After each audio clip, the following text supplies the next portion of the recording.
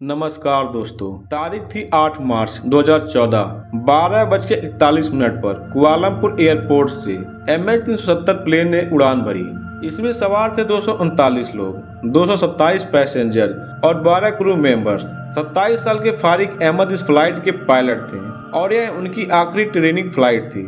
इसके बाद वह बनने वाले थे फुली सेटिस्फाइड पायलट। उनके साथ मौजूद थे 53 साल के pilot in command Zaheer Ahmed Shah. उन्हें मलेशियन एयरलाइंस में सबसे सीनियर कैप्टन में से एक जाना जाता था।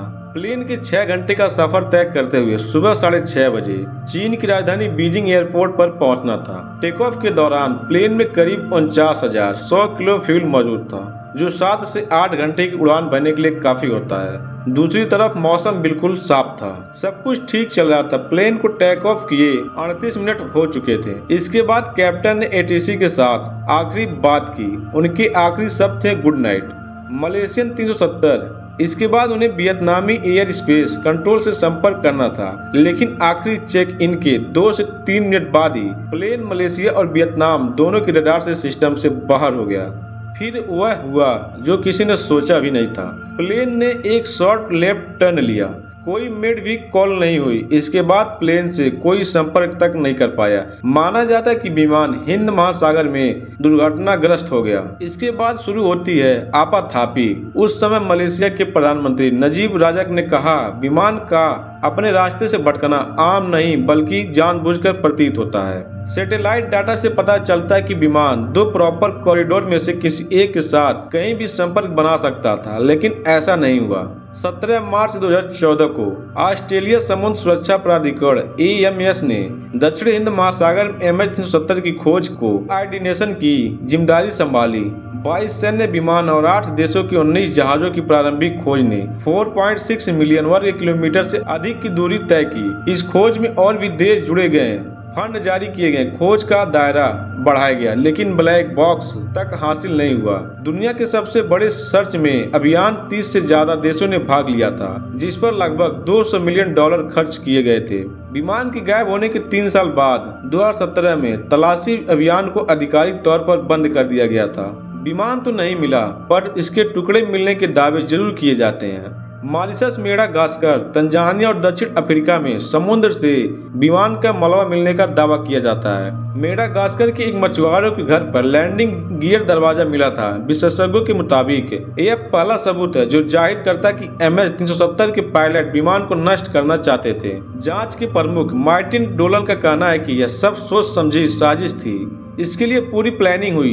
एक्सपर्ट मानते हैं कि फ्लाइट के पायलट कैप्टन जाहिर ने जानबूझकर अपने साथ ऐसे पायलट को रखा जिसके पास 777 फ्लाइट यानी 2 इंजन वाला बड़ा प्लेन उड़ाने का कोई अनुभव नहीं था। डोलन के मुताबिक उन्हें ऐसे सबूत मिले जिससे साफ होता है कि जाहिर ने सॉफ्टवेयर में छेड़छाड़ कर उसे मार्ग से भटकाया गया था। वहीं कनाडा के एयर क्रैश इन्वेस्टिगेटर का मानना है कि फ्लाइट को क्रैश करने से पहले जाहिर उससे निकल गए होंगे। उनका कहना है कि जाहिर प्लेन को क्रैश करने से पहले ऐसी जगह लेकर गए थे जहां हवा का दबाव कम था। वहां जाकर उन्हें खुद ऑक्सीजन मास्क लगाया होगा और बाकी यात्री बेहोश हो गए होंगे।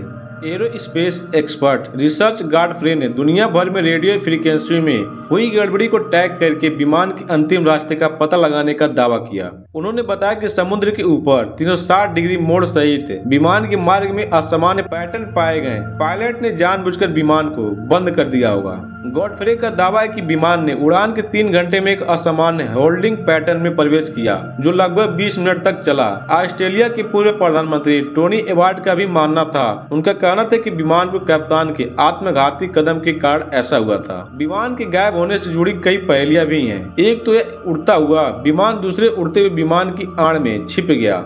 इसी रहस्य ने खोज को और भी भटका दिया। तकनीकी भाषा में इसे सिंगल ब्लिप कहा जाता है। आशंका की मलेशिया की बोइंग विमान उस रोज कुछ इसी तरह से पूरी दुनिया की नजर से बच के किसी सीक्रेट जगह पर ले जाया गया होगा। एक रिपोर्ट में तो दावा किया गया है कि जांचकर्ताओं से अहम फ्लाइट डेटा मिला है। इससे पता चलता है कि एयरक्राफ्ट अंतिम समय तक पायलट के कंट्रोल में था। इस रहस्य के सामने आने के बाद इस बात की आशंका गहरा गई कि पायलट ने आत्मघाती कदम उठाते हुए विमान को समुद्र में गिरा दिया होगा। एक और रिपोर्ट में यह भी दावा किया जाता है कि पायलट ने व्यक्तिगत समस्याओं के कारण सामूहिक हत्या की योजना बनाई थी। कुछ भी हो, हादसे के इतने साल बाद भी कोई पुख्ता सबूत हाथ नहीं लगे और सिर्फ पायलट की मंशा पर सवाल उठते रहे।